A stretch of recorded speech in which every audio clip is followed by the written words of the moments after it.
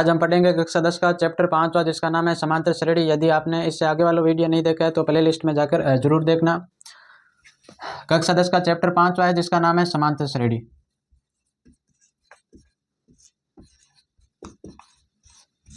और समांतर श्रेणी को हम एपी से और लिखते हैं, समांतर श्रेणी या एपी। पहले समझेंगे समांतर श्रेणी होती क्या है। जैसे मैंने लिखा 2, 4, 6, 8 और 10। अब इन आपने ये जो संख्या दे रखी है, एक श्रेणी दे रखी है, इसके अंदर निश्चित अंतराल है। जैसे मान लो 2 के अंदर मैंने 2 जोड़ा तो ये आ रहा है 4, 4 के अंदर मैंने 2 जोड़ा तो फिर आ रहा है 6, और 6 के अंदर मैंने 2 जोड़ा है तो आ रहा है 8, 8 के अंदर 2 जोड़ा तो आ रहा है 10। तो इनके बीच में जो अंतराल है, जो बीच के अंदर अंतर है वो निश्चित है, इसलिए इसे समांतर श्रेणी कहते हैं। जैसे एक मैंने लिखा, जैसे लिख दिया 2, 4, 5 और फिर मैंने लिख दिया 8, फिर लिख दिया 10। अब हम इसमें चेक करते हैं ये समांतर श्रेणी है या नहीं। तो इसके लिए हम पहले चेक करेंगे इसमें जो बीच में अंतराल है वो निश्चित है या नहीं है। तो 2 के और 4 के बीच अंतर है 2 का, 4 और 5 के बीच अंतर 1 का, फिर यहाँ पर अंतर है 3 का, फिर 8 और 10 के बीच में अंतर है 2 का। तो ये आपके समांतर श्रेणी नहीं है। क्यों नहीं? क्योंकि इनके बीच में जो अंतराल है वो निश्चित नहीं है, इसलिए ये समांतर श्रेणी नहीं है। और यहाँ पर इसमें जो हम पहले देखते हैं इसके अंदर अंतराल निश्चित है, इसलिए ये समांतर श्रेणी है। तो ये तो आपके एपी हो जाएगी, एपी का मतलब समांतर श्रेणी, और ये आपके एपी नहीं है। तो पहले इसकी परिभाषा लिखते हैं, समांतर श्रेणी किससे कहते हैं।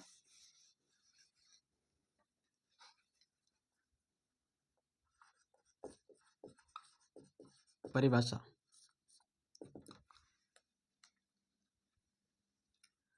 ऐसी समांतर श्रेणी या समांतर श्रेणी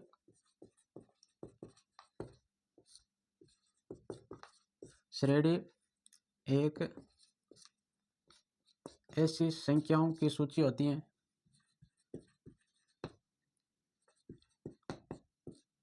संख्याओं की सूची होती है। समांतर श्रेणी एक ऐसी संख्याओं की सूची होती है जिसमें प्रत्येक पद केवल पहले पद को छोड़कर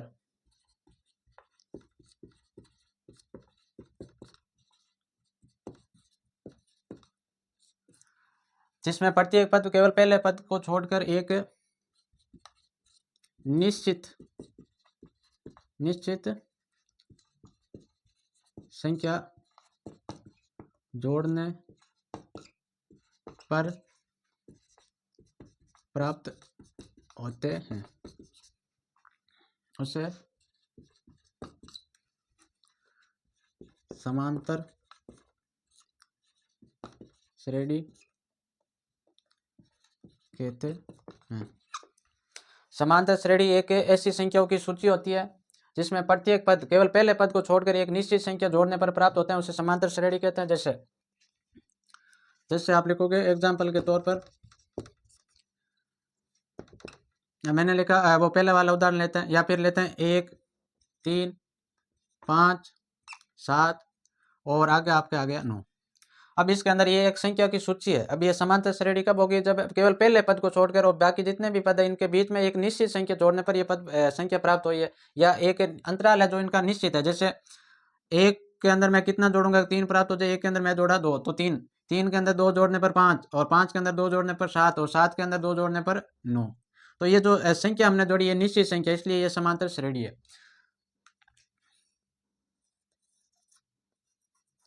तो एग्जाम्पल के तौर पर आप लिख लोगे, एक तो एपी बराबर आपके हो जाएगी 1, 3 और 5, 7 और 9, और एक एपी बराबर एक एग्जाम्पल और लिख लो। जैसे मैंने लिखा 5, 10, 15, 20, 25 और डैश डैश। ये समांतर श्रेणी आपके आगे चलती जाएगी। ये आपके एक परिमित समांतर श्रेणी होगी। परिमित समांतर श्रेणी ऐसी होती है जिसमें पदों की संख्या निश्चित होता है। इसमें पद निश्चित है, 1, 2, 3, 4, 5 पद निश्चित है। और एक समांतर श्रेणी होती है अपरिमित समांतर श्रेणी, जिसमें पदों की संख्या निश्चित नहीं होती है। जिसके अंदर ये जैसे आपने दूसरा उदाहरण देखोगे जिसमें पदों की संख्या निश्चित नहीं है, क्योंकि ये पद आगे चलते जाएंगे, इसलिए ये अपरिमित और ये परिमित। आगे हम देखते हैं इसका व्यापक रूप, या फिर हमें ऐसे माने कि ये समांतर श्रेणी का पहला पद हो गया। पहले पद को हम A1 से लिखते हैं, समांतर श्रेणी के दूसरे पद को A2 से, तीसरे पद को A3 से, और चौथे पद को ए 4 से और पांचवें पद को एक 5 से। और यदि इसके अंदर अनंत पद है तो उसके अंदर ए अंश से लिखते हैं अनंत पद को। तो इसके अंदर आप लिख लोगे इसका समांतर श्रेणी का व्यापक रूप। अब समांतर श्रेणी बनी कैसे, इसका व्यापक रूप देखते हैं। समांतर श्रेणी का व्यापक रूप, जैसे मैंने बताया कि पहले पद है जिसको A1, दूसरा पद A2 और तीसरे पद को A3 और चौथे पद को A4 और पांचवें पद को A5 से लिखते हैं। यदि इसके अंदर अनंत पद है तो उसको बीच लिख देंगे A अंश से।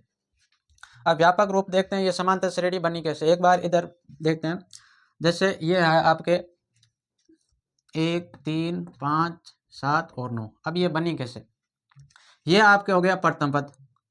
समांतर श्रेणी का पहला पद होता है उससे बोलते हैं प्रथम पद, और प्रथम पद को लिखते हैं ए से। तो इस एक, और फिर ये आपको गया दूसरा पद। दूसरा पद आया कैसे, दूसरे पद के अंदर मैं कोई निश्चित संख्या जोड़ूंगा।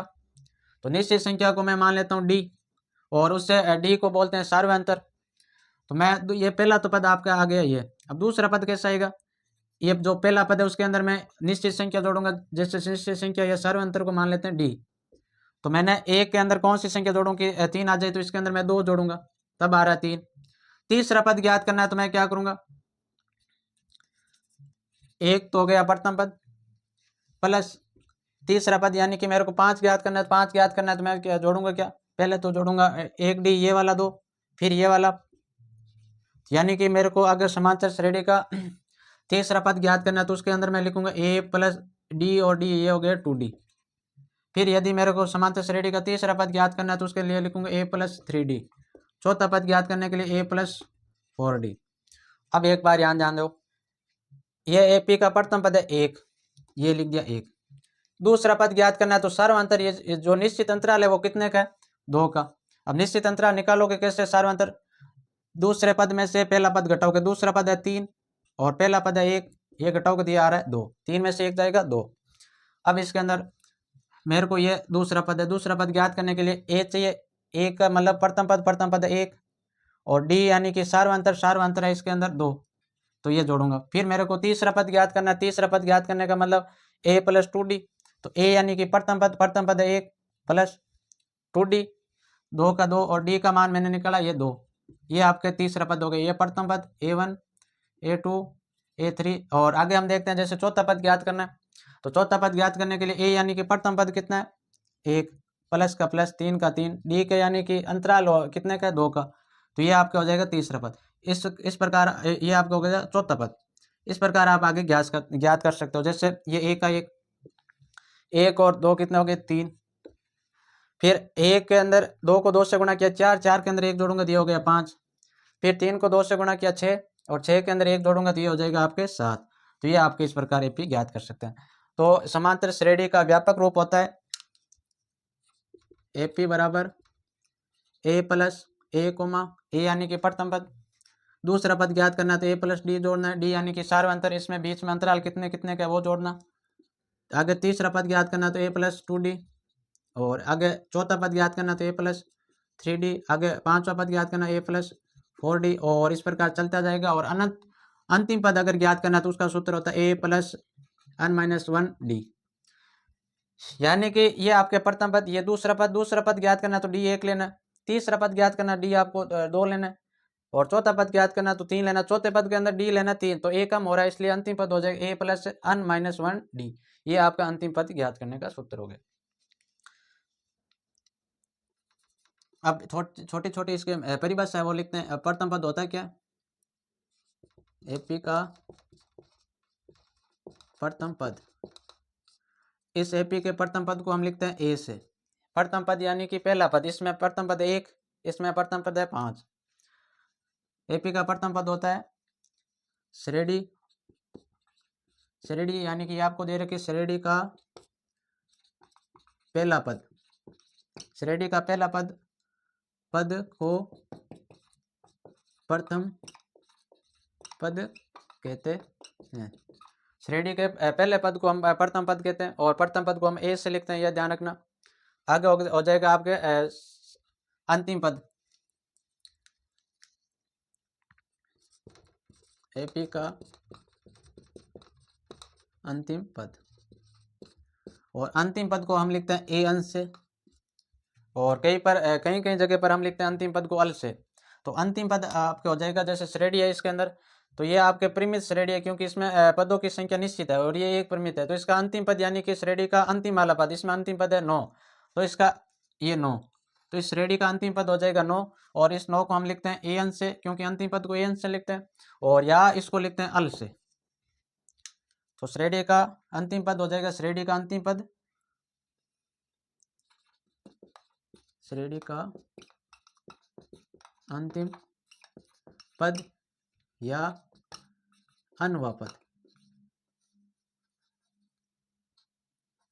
या अनवा पद, यह होता है एपी का अंतिम पद। अंतिम पद को ए अंश से लिखते हैं, प्रथम पद को ए से लिखते हैं। अब एक है इंपॉर्टेंट आपके, सार्वधातुक क्या चीज होती है, ये देखो आप।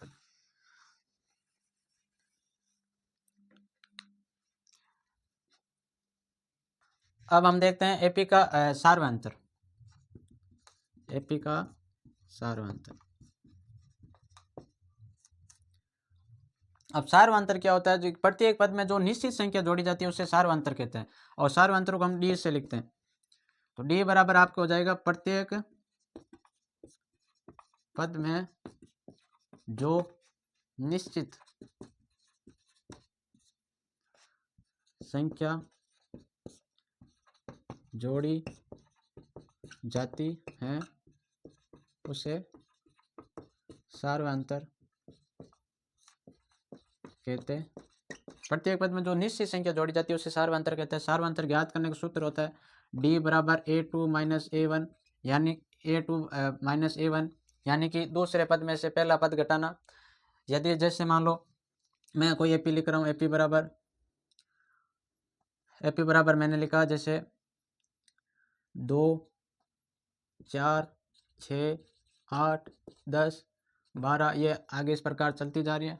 और पूछ लिया कि इसके अंदर सार्वधातुक कितना है, तो सार्वधातुक ज्ञात करने का सूत्र होता है कि दूसरे पद में से पहला पद घटाना। तो दूसरा पद है इसके अंदर ये A1, यानी कि पहला पद, ये हो गया आपके दूसरा पद है 4 माइनस पहला पद घटाना, पहला पद है 2, तो 4 में से 2 घटाऊंगा तो ये आ रहा है 2, तो इस एपी का सार्वधातुक कितना आ गया 2।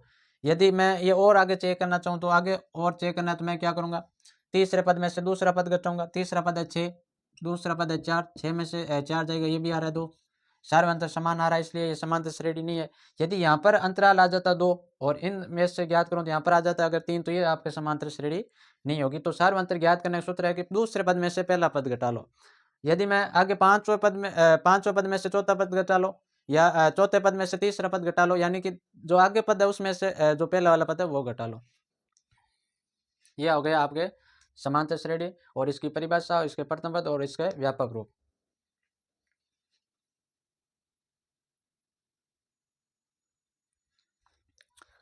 अब हम देखते हैं एपी का, मैंने बताया कि अंतिम पद या अनवा पद ज्ञात करने का सूत्र होता है आपके ए अन बराबर ए प्लस अन माइनस 1 डी। ए यहाँ पर है प्रथम पद,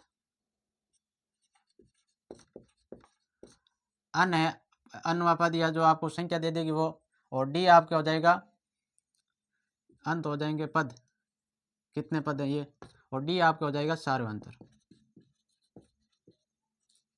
ये यहाँ पर होते हैं। और ए अन का मतलब है अंतिम पद। जैसे मान लो एक एग्जाम्पल के माध्यम से समझते हैं, जैसे मान लो आपको कोई एपी दे रखी है जैसे 7, 21 और इस प्रकार ये चलती जाएगी अनंत तक, तो ये आपके ए परिमित होगी एपी।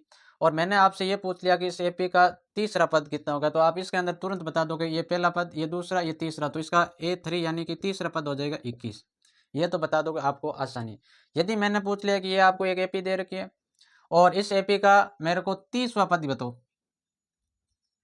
इस एपी का 30वां पद कितना होगा, तो आप करोगे क्या, इस सूत्र के अंदर रखना है। तो पहले तो यहाँ पर निकालो इस एपी का प्रथम पद या ए का मान कितना है, प्रथम पद या ए का मान, प्रथम पद या ए बराबर है 7, इसका प्रथम पद ये 7, सार्वधातुक, तो सार्वधातुक जिसको लिखते हैं डी, ये ज्ञात करने का सूत्र होता है दूसरे पद में से पहला पद घटाना, दूसरा पद है आपके 14, ये दूसरा पद, और पहला पद है आपके 7वां, 14 में से 7 घटाओगे तो ये आ जाएगा 7, तो डी का मान आ गया आपके 7। और इसके अंदर होता है अन। अन का मतलब मैंने कौन सा पद पूछा, 30वां, तो अन का मान हो जाएगा पदों की संख्या कितनी, 30वां। 30वां पद मेरे को ज्ञात करना है, तो मैं इस सूत्र के अंदर रखूंगा। पहला ए का मान आपको दे रखा है 7, फिर प्लस का प्लस अन माइनस 1, अन का मान कौन सा पद पूछा है, 30वां, तो 30 माइनस 1, फिर इंटू के अंदर डी, डी यानी कि सारवंतर, सारवंतर है आपके 7, सारवंतर है आपके 7, प्रथम पद है अभी आपके 7, तो ये 7 का 7 प्लस का प्लस 30 में से ये गया 29 इंटू 7, अब तो 29 इंटू 7, तो नए 7 हो गए आपके 63, 3 6 14, और 14 और 6 हो गए आपके 20, तो इसको गुणा कराने पर ये आ गए आपके 203 प्लस का प्लस, और ये हो गए आपके 7, और 203 के अंदर 7 जोड़ोगे तो ये हो गए आपके 0, 3 7 और 3 हो गए 10, 10 का 0 चले एक का 1, और ये आपके हो गया 2, तो इसका 30वां पद आएगा वो आएगा 21, 21 नहीं 210, इस समांतर श्रेणी इसका 30वां पद आ जाएगा 210।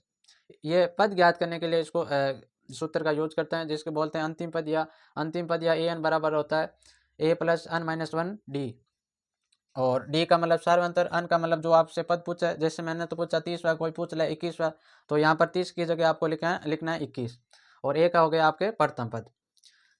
अब समांतर श्रेणी दो प्रकार की होती है, एक तो होती है परिमित, एक होती है अपरिमित।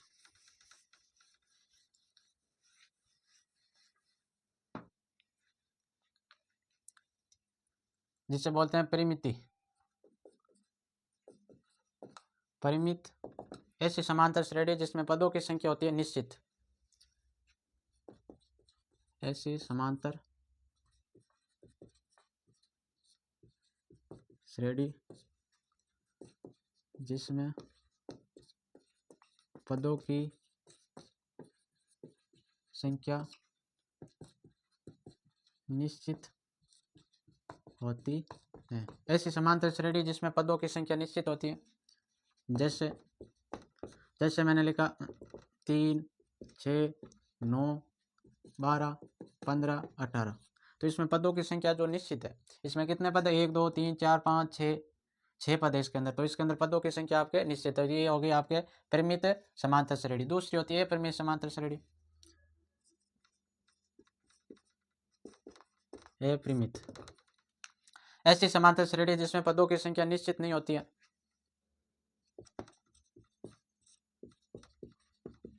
ऐसी समांतर श्रेणी जिसमें पदों की संख्या निश्चित होती है, निश्चित नहीं होती है, निश्चित नहीं होती। ऐसी समांतर श्रेणी जिसमें पदों की संख्या निश्चित नहीं होती, जैसे मैंने लिखा, तो इसका एग्जाम्पल लेते हैं, जैसे 3 6 9 12 आगे डैश डैश डैश, ये अनंत तक चलती जाएगी। इस प्रकार की समांतर श्रेणी को बोलते हैं अपरिमित समांतर श्रेणी।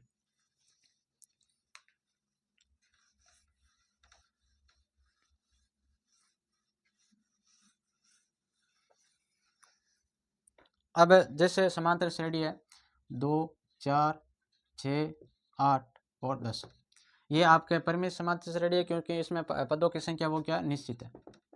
इसमें यह हो गया प्रथम पद, इसको A1 से लिखते हैं, ये दूसरा A2 A3 A4 A5, ये आपको हो गया। मैंने आपसे ये पूछ लिया कि इस जो श्रेणी दे रही है इसमें पदों का योग कितना है, तो इसके अंदर तो आप तुरंत बता दोगे कि योग कितना हो गया, कि 2 हो गए, या 2 हो गए, 2 और 4 6, 6 और 6 12, 12 और 10 हो गए आपके 20, 12 और 8, 12 और 8 हो गए 20, 20 और 10 हो गए 30, तो इसमें जो ये पद दे रखे हैं आपको 5, इस 500 पदों का योग है 30, तो इसके अंदर तो आप बता सकते हो। यदि आपको कोई एपी इस प्रकार की दे दे कि 2 4 5 2 4 और 6 8 10 और आगे इस प्रकार अनंत तक चलती जाए, और इसमें जैसे अनंत तक चलती जाए, और आपसे ये पूछ ले कि आपको जो समांतर श्रेणी दे रखी है इसके अंदर 50 पदों तक योग कितना होगा, अन का मान आपको दे दिया 50, 50 पदों तक योग कितना होगा, तब आपको एक सूत्र की आवश्यकता होगी। वो सूत्र होता है योग का सूत्र होता है, जिसको वो लिखते हैं अस बराबर होता है अन बट्टा 2 2a प्लस अन माइनस 1 डी, ये एक सूत्र होता है। अन का मतलब है यहाँ पर, अन का मतलब है पद कौन से संख्या पूछी है। जैसे मैंने पूछा कि 50 पदों तक योग कितना होगा, जिससे इसमें अन कितना हो जाएगा 50। ए यानी कि प्रथम पद और डी यानी कि सर्वांतर। अन का मतलब हो गया जो आपसे पद पूछे हैं कितने पदों तक योग। तो इससे हम करते हैं सूत्र से ये। तो अन का मान तो आपको दे रखा है इस समांतर श्रेणी के अंदर, अन बराबर 50, क्योंकि मैंने पूछा कि 50 पदों तक इस योग कितना होगा। इसमें तो आपने तुरंत बता दिया कि इसमें 30 होगा, क्योंकि ये छोटी समांतर श्रेणी है, परिमित समांतर श्रेणी, ये अपरिमित है क्योंकि इसमें पदों की संख्या अनंत तक है। और मैंने पूछ लिया कि 50 पदों तक, चलो आप बता दो कि योग कितना होगा प्रथम से 50 पदों तक योग। तो आप करोगे क्या, यहाँ पर अन का मान मैंने पूछा 50, और ए यानी कि प्रथम पद है इसका 2, और डी यानी कि सार्वंतर। सार्वंतर ज्ञात करने का सूत्र होता है A2 माइनस A1। A2 यहाँ पर दे रखा है, ये दूसरा पद, A2 है 4, A1 यानी कि प्रथम पद 2, तो इसका सार्वंतर आपका आ गया 2। अब इसमें मान रखते जाएंगे। अस बराबर होता है अन बटा 2 और 2A प्लस अन माइनस 1D। तो अन का मान 50 है, तो 50 बटा 2, 2 का 2 इंटू का इंटू, ए की जगह प्रथम पद कितना है 2, फिर प्लस का प्लस, फिर यहाँ पर फिर 50 लिखो क्योंकि अन है, और फिर अन 50 माइनस 1, और डी का मान आपको लिखोगे 2। अब 50 के अंदर 2 का भाग 2 ये आ गया 25, 2 को 2 से गुणा करोगे तो ये हो गया 4, प्लस का प्लस, 50 में से 1 गया तो ये आ गया 49, और इंटू के अंदर 2। 49 को 2 से गुणा करवानी, 49 इंटू 2, 1 नहीं 18, 1 छोड़ 1 7, ये आ गया आपके 78। तो ये हो गया 25, और अंदर हैं आपके 4 प्लस 78, तो ये आपके और हो गया 25 इंटू 4 और 78 हो गए 2 1 82, 4 और 78 होता है 82। अब इन दोनों को गुणा करते पता चल जाएगा कि 50 पदों तक इस समांतर श्रेणी का योग कितना होगा। तो आपको 82 को गुणा करवानी है 25 से, 10 1 41 इंटू 4, और ये हो गया 16, ये 0 5 0 1 ये 2। तो 50 पदों तक इस समांतर श्रेणी का योग होगा 2050। 2050, तो 50 पदों तक समांतर श्रेणी का योग होगा 2050। तो आपको पदों का योग पूछे तो उसका सूत्र होता है ये। और एक सूत्र इसका और होता है, यदि हमें समांतर श्रेणी का अंतिम पद दे रखा और तब योग पूछे तब इसका एक सूत्र होता है, जिसको अस से लिखते हैं अन बटा 2, अन बटा 2 ए प्लस अंतिम पद को लिखते हैं ए अंश से, ये एक सूत्र होता है। ये कुल मिला के समांतर श्रेणी के 2 सूत्र हैं।